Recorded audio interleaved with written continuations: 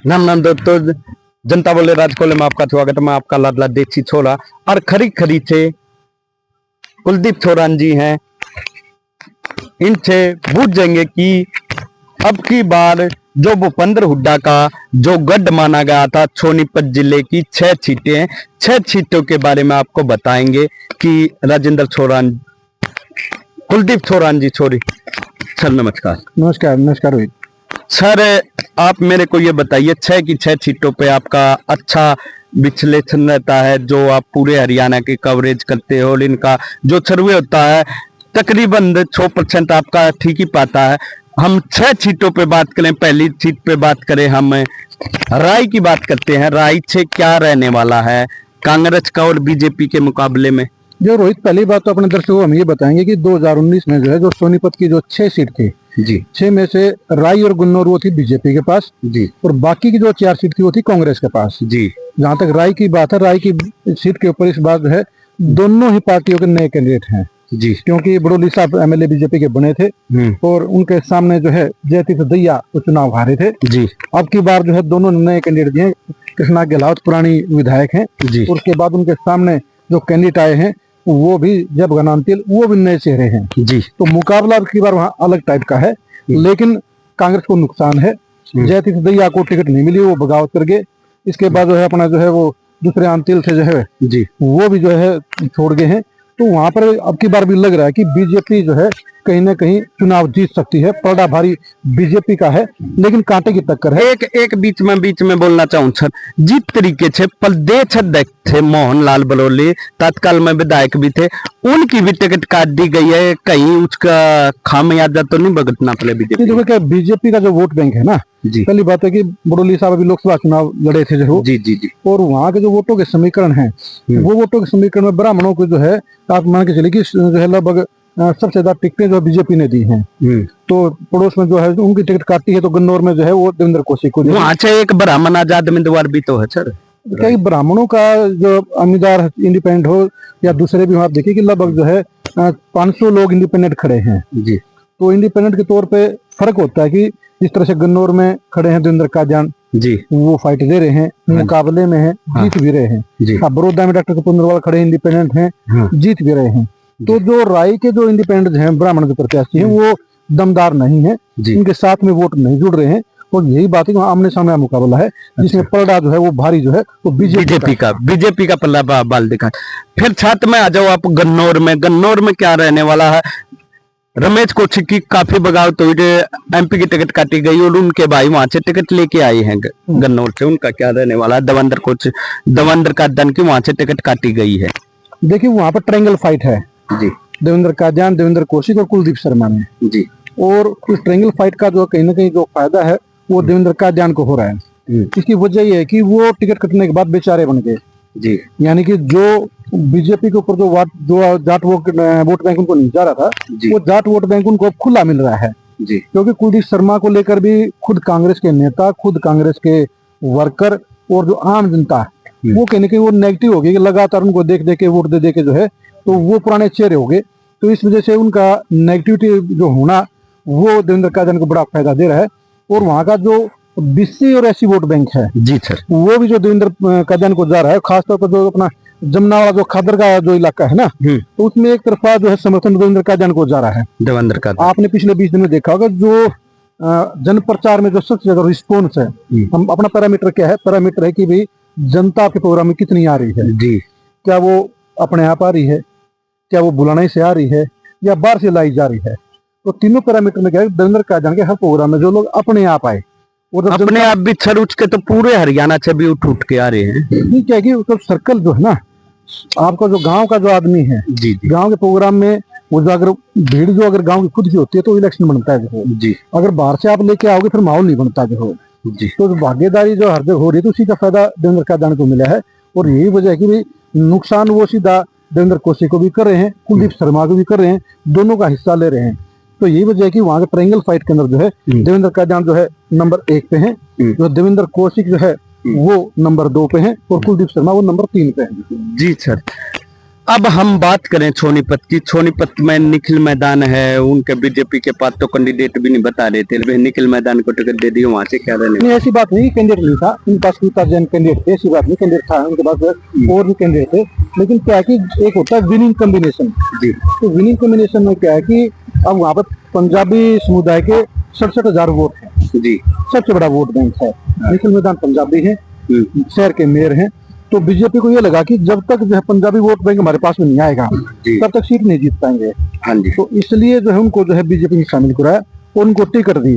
पिछली बार क्या है कि जो सुरेंद्र पवार जीते थे वो इसलिए जीते कि पंजाबी वोटरों ने जो है वो कविता जैन से नाराज होके उनको वोट दिए थे और इसलिए कविता जैन हार गई, सुरेंद्र पवार जीत गए थे। अब वो पूरा पंजाबी वोट बैंक आ गया निखिल मैदान के साथ में, तो यही वजह की जो पासा पलट गया है। जो बनिया वोट है वहां पे ऐसा तो नहीं जो निखिल मैदान को हानि पहुंचाए, इसकी कविता जैन की टिकट काटी गई है, जिस तरीके से मुख्यमंत्री भी वहां पर पहुंचे और ये पहुंचे जनता में ये है कि बनिया का टिकट नहीं दी गई।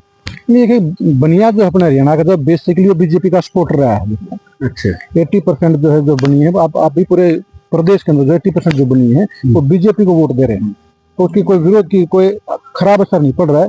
अब बाद में उन्होंने समर्थन भी दे दिया है, नाराजगी दूर हो गई है। ये हम बात करें पवाल साहब जो ईडी के मामले में अंदर किए गए थे, अंदर करने से वो अब बिल्कुल बरी होके आए हैं, उसकी छामोती की तो बरी होके नहीं आए, वो जमानत पे आए हैं, जमानत पे होके आए हैं। अब केस चलेगा, तो उन्होंने जमानत जो छोड़ दिया है, गिरफ्तारी को हाईकोर्ट ने अवैध बताया तो आगे हैं, लेकिन जो कॉम्बिनेशन उनका बना था ना, कॉम्बिनेशन बिगड़ गया, क्योंकि शहर की पॉलिटिक्स के अंदर वहाँ पर सबसे इम्पोर्टेंट क्या है, वहाँ पंजाबी वोट बैंक है, उसके बाद आपका जो है बनिया वोट बैंक है, तीसरा वहाँ पे जो है आपका जो है ब्राह्मण वोट बैंक है, चौथा फिर BC और पांचवा है SC वोट बैंक है।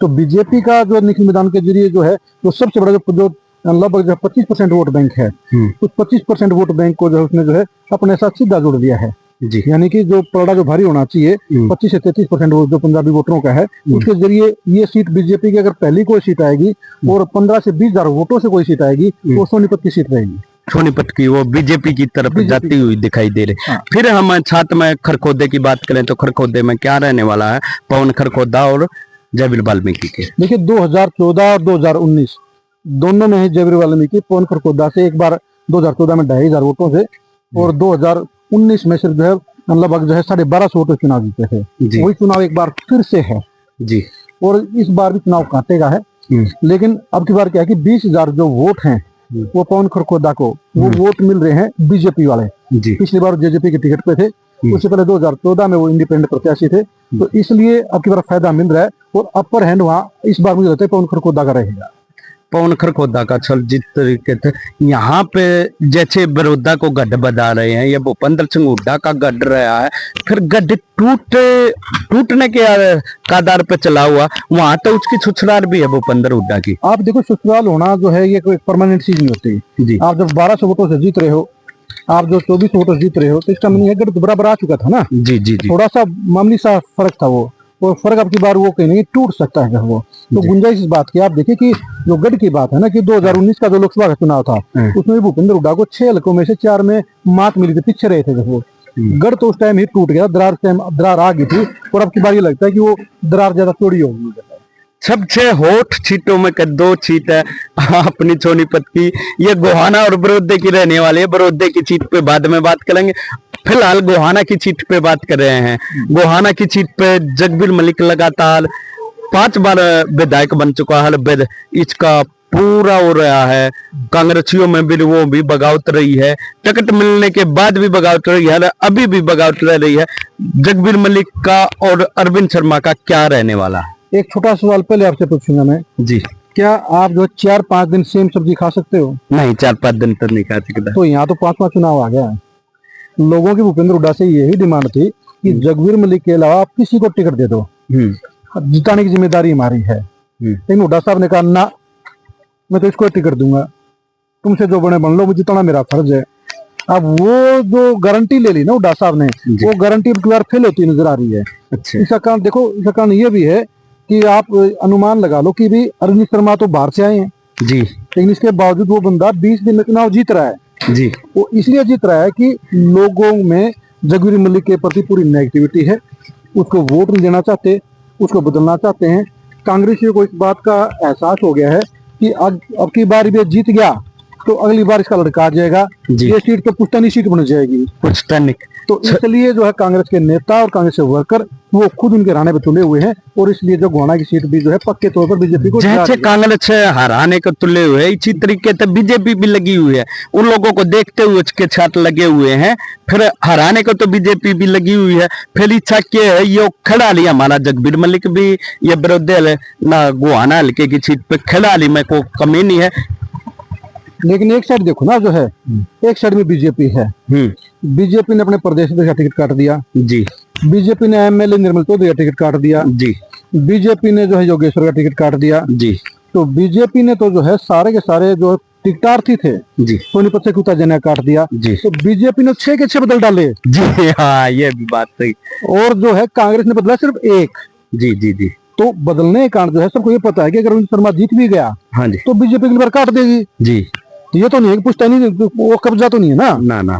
तो जगबीर मलिक का पुश्तैनी कब्जा है, तो इसलिए ये सीट जो है जो नॉन जाट वोट बैंक है वो एक तरफा जाकर वो है अरविंद शर्मा को वोट दे रहा है, और इसलिए वो जीत रहे हैं। जगबीर मलिक को जो जाट वोट है, जाट वोट में यहाँ पे उसको हानि जगबीर मलिक को राजवीर दहिया दे रहा है, और राजवीर दहिया की जगह हरच छकारा ने भी यहाँ समाज के लिए कोई के लड़कियों की शादियों के लिए करे हैं। हरच छकारा भी तो कांग्रेस बीजेपी को नहीं। देखिए क्या है कि अर्चिकारा 2 धारी तलवार, अच्छा, एक धार में उसके साथ जाट लड़के भी जुड़े हुए हैं जी, और दूसरी धार में उसके साथ नॉन जाट जुड़े हुए हैं जी।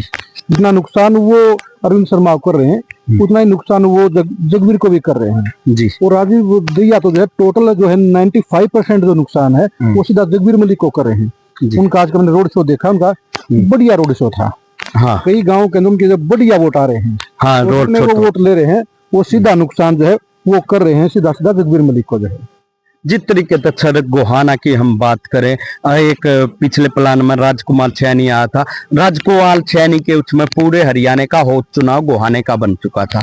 गोहाना के में राजकुमार ट्रो किसी बिरादरी तक बूझते थे ट्रो चलेगी, फिर भी उन्हें इसने उसको मुद्दा मार दिया, बलवाचनी नारापन को गेल दी थी। वह नहीं, देखो क्या आप देखोगे तो वो तो जो अपना जो तीर्थ राणा था बीजेपी का जी, वो भी 35,000 वोट ले गया था देखो जी जी। वो तो हाँ, अपना जो भैंसवाड़ बेल्ट है ना, हाँ जी, इस बेल्ट में ही तो आके मुद्दा मरा ना वो, हाँ जी, जाट बेल्ट में आने के बाद, हाँ, जाट बेल्ट। लेकिन क्या है कि जो राजकुमार सैनी की जो इमेज थी वो पूरी नेगेटिव इमेज थी जी।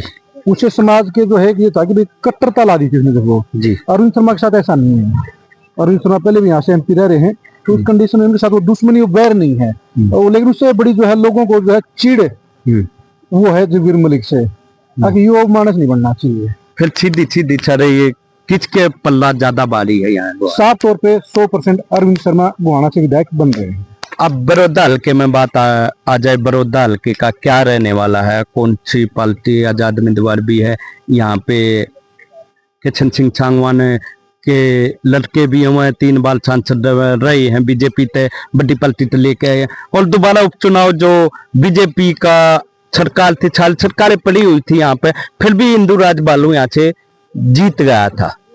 देखो रोहित जो है एक चीज बताओ जी, अगर डॉक्टर कपूरवाल ने नॉमिनेशन वापस नहीं लिया होता जी, क्या बालू जीत जाता? नहीं, जब तो कुछ भी हो सकता था, कुछ भी नहीं, डेफिनेटली हारता जी। तो डॉक्टर कपूरवाल के अपने 12 से 15,000 अपने वोट हैं जी, वो सिर्फ जो 5,000 वोटों से जीते थे जी। अगर डॉक्टर कपूरवाल खड़े होते तो 10,000 वोटों से हारते। अच्छा जी। लड़ाई किस बात की बड़ौदा में? उसी बात की तो है ना कि आपने जुबान दी थी, कमिटमेंट करी थी, अब हुड्डा साहब ने कमिटमेंट तोड़ दी जी, और इसलिए जो है जो वो कपूर नरवाल जनता के उम्मीदवार बन गए। यही सारा फर्क है कि बाई इलेक्शन में जो है आप देखिए बड़ौदा के लोगों ने जो है जी वो एकजुट होकर जो है भारी संख्या में जाट वोटरों ने, खास तौर पर जाट वोटरों ने उन्होंने उनको एमएलए बनाया था, क्योंकि योगेश्वर दर्शन 5,000 वोटों से आ रहे थे जी। तो अब क्या है कि डॉक्टर कपूर नरवाल जो है वो डबल जो है वो सिंबल बन गए, जाटों का बड़ा हिस्सा ले रहे हैं लगभग 30 से 35%, और जब नॉन जाट का हिस्सा ले रहे हैं 60 से 65%, यानी कि कम्बिनेशन बन रहा है 100% का जी। अब का 100% कम्बिनेशन बन जाता है तो चुनाव जीतता है। इस चुनाव का जो माहौल बन रहा है वो 36 बिरादरी के अगर वोट किसी को मिल रहे हैं तो वो वोट मिले डॉक्टर कपूर नरवाल को। देखिए प्रदीप सांगवान के पिता जो है सांगवान जो है वो बड़े अच्छे नेता थे, रसूख वाले नेता थे, इसलिए वो जो है बीजेपी के भी एमपी बने, उससे पहले जो वो विधायक भी रहे, लेकिन प्रदीप जो सांगवान वो क्वालिटी नहीं है जी। और उनका इलेक्शन जो उठना चाहिए तो नहीं उठा है, क्योंकि जो है लोगों को महसूस हो गया कि वे एक को एमएलए बनाना है जी, और एक को एमएलए तब बना पाएंगे जब एक को वोट देंगे जी। तो एक को वोट देने का जब तकड़ी पे तोला गया ना, तो तोड़ने में है कपूर नरवाल का पड़ा था वो बाहर ही निकला जो वो। अच्छे। तो लोगों को ये महसूस होया कि कपूर नरवाल को वोट देके ही बालू को रहा जा सकता है, इसलिए प्रदीप सांगवान का इलेक्शन जो नीचे बैठ गया है और डॉक्टर कपूर नरवाल का इलेक्शन जो है ऊपर उठ गया है। और ये वजह मैं मानता हूँ आज की तारीख में जो है मैं ये मानता हूँ कि जीतने की पोजीशन के ऊपर डॉक्टर कपूर नरवाल हैं। फिर अब बात करें 6 की 6 सीटों में सर, अब तक कोई ऐसी सीट है हमें तो नजर जो भूपेंद्र सिंह हुड्डा का गढ़ बोला जा रहा था, इनमें के तो फिर अब तक कोई सीट क्लियर है नहीं 6 की 6। ये बताओ रोहित, अगर सीट क्लियर होती तो भूपेंद्र हुड्डा राहुल गांधी को लेके गन्नौर में क्यों गए जी, सोनीपत में क्यों गए जी, और जो है ये गोहाना में क्यों आए? जब आदमी डरता है तो बड़ी चीज को लेके आता है ना। फिर बड़ी चीज तो सर यहाँ बड़ी चीज का यहाँ इफेक्ट तो नहीं पड़ा, यहाँ से बड़ी चीज तो जनता के लिए हमारे जो सोनीपत को देखा जाए तो हमारे लिए तो बड़ा चेहरा भूपेंद्र हुड्डा है, भूपेंद्र हुड्डा से बड़ा चेहरा हम राहुल गांधी को नहीं मानते। फिर तू लेके इसको, फिर अगर बड़ा चेहरा नहीं है तो नहीं लेके आना चाहिए था ना जी। जब भूपेंद्र हुड्डा दीपेंद्र हुड्डा हर जगह 2-2 बार 3-3 बार घूम गए और राहुल गांधी एक से वोट नहीं है तो उनको नहीं बुलाना चाहिए था। देखो क्या है कि या तो आप किसी बड़े नेता सबसे बड़ा नेता है जी, भूपेंद्र हुड्डा कह रहे कि हमारे सबके नेता जो राहुल गांधी हैं जी, जब उनको बुलाया है ये कहा है कि भाई जो है आंधी चल रही है तूफान चल रहा है तो राहुल गांधी को वहां लेके जाना चाहिए जहाँ पर बीजेपी जीत रही है कांग्रेस हार रही है। अगर यहाँ जीते हुए पहले हैं तो लाने का फायदा क्या रहा है? जी। चलो ये भी यहाँ मोदी भी तो आया था, प्रधानमंत्री भी तो रैली करके मोदी इसलिए है, मोदी सीट जितवानी थी। अच्छा, मोदी ने सीट जितवानी थी। फर्क है ना, इनके सिटिंग एमएलए हैं कांग्रेस के, हाँ वो आ रही है सीटें सारी उनकी जी, तो वो तो गोहाना में आके अपना कैंडिडेट को जितवाने के लिए आए। अच्छे अब ये बताओ कि राहुल गांधी क्यों आए? जी, तो यानी कि उनके मन में खटका हो चुका है, रिपोर्ट पूछ चुकी है कि सोनीपत के 6 के 6 जो एमएलए हैं वो 6 की जो 6 सीटें हैं वो जो है कांग्रेस हार सकती है। 2 सीटों पर गन्नौर पे बुरुदा पे इंडिपेंडेंट जीतेंगे और जो 4 सीटें हैं राय की है, सोनीपत की है, गोहाना के खरखोदा की है, उसके ऊपर जो है बीजेपी जीतेगी। जी। फिर मिलते हैं, हमारे भाग्य थे जो कुलदीप छोरान जी मिले, आगे अगले वीडियो में फिर बताते हैं। जय हिंद, जय हरियाणा, देसी छोरा रोड।